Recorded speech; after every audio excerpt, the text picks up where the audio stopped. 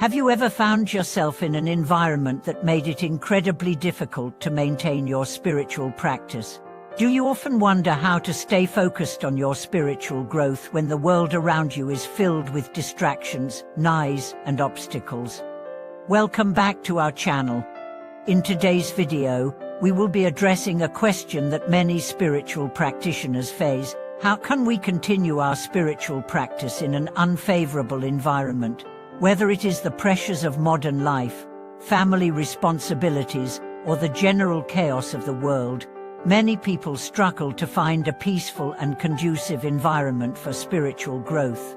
But, as we will see, the Buddha's teachings offer us profound wisdom on how to break through these barriers and maintain our practice, no matter the circumstances. In this video, we will address two key questions.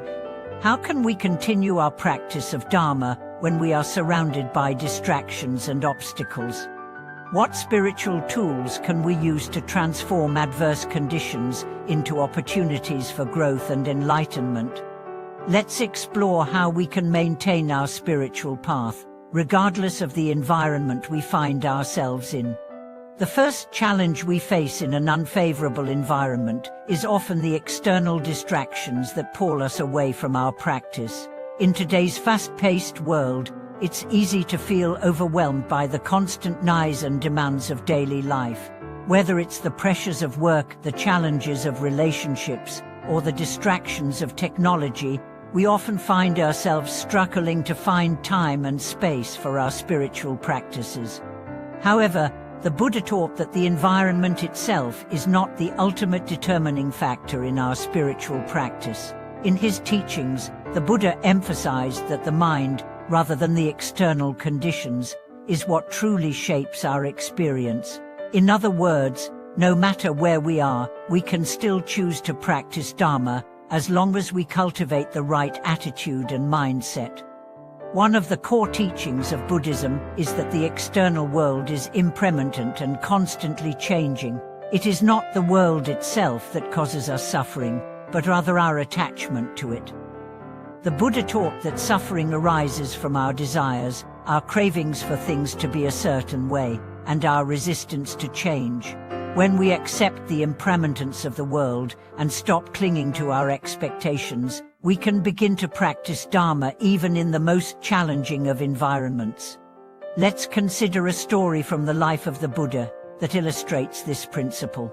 After attaining enlightenment, the Buddha traveled widely, sharing his teachings with people from all walks of life. At one point, he arrived in a town where the people were skeptical and hostile to his teachings. They criticized him, ridiculed his way of life, and made life difficult for him.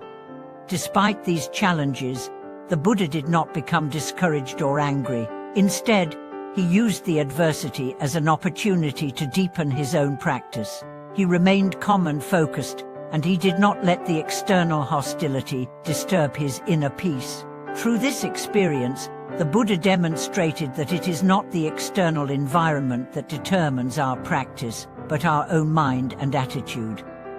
No matter the conditions, we can choose to respond with wisdom and compassion. This story teaches us an important lesson. No matter where we are or what obstacles we face, we have the power to maintain our practice by cultivating the right mindset. The world may be chaotic, but we can still find peace by focusing on the present moment, letting go of attachment, and embracing the impermanence of all things. In addition to cultivating the right mindset, there are several practical tools that we can use to deepen our practice, even in an unfavorable environment. One of the most effective tools is the practice of mindfulness. Mindfulness allows us to stay present and focused, even in the midst of distractions. By practicing mindfulness, we can become more aware of our thoughts and emotions, and we can learn to respond to them with wisdom and compassion, rather than reacting impulsively. For example, when we feel overwhelmed by external distractions, we can take a few moments to pause and focus on our breath. This simple act of breathing can help us reconnect with our inner calm and bring us back to the present moment. Mindfulness also helps us observe our thoughts, without becoming attached to them.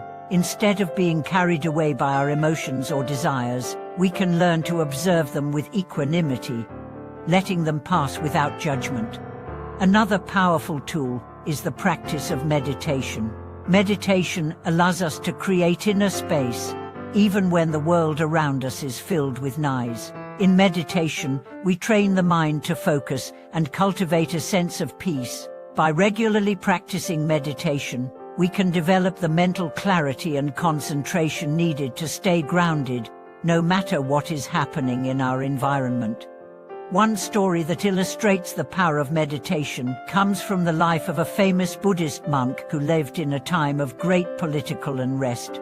Despite living in a turbulent environment, this monk was able to maintain his peace and focus by dedicating himself to regular meditation practice. He would retreat to a quiet place each day, where he could sit in meditation and clear his mind of distractions.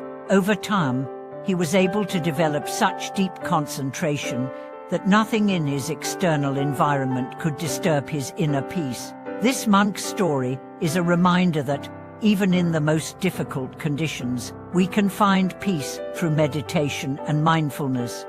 In addition to meditation and mindfulness, it is also important to practice patience. In an unfavorable environment, we may face situations that are difficult or frustrating.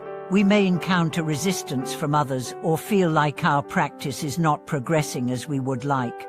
During these times, patience is essential. The Buddha taught that patience is one of the key virtues for spiritual growth.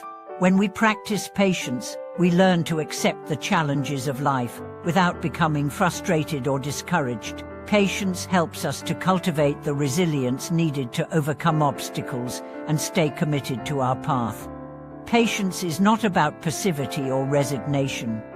It is about developing the strength to endure difficulties with grace and composure. When we practice patience, we acknowledge that challenges are an inevitable part of life, and we choose to face them with a calm and steady mind. Finally, it is important to remember that, even in an unfavorable environment, we can always find opportunities to practice compassion. Compassion is the practice of recognizing the suffering of others and responding with kindness and understanding. In a difficult environment, it can be easy to become self-centered and focused on our own struggles. However, by practicing compassion, we can shift our attention away from our own discomfort and open our hearts to the suffering of others.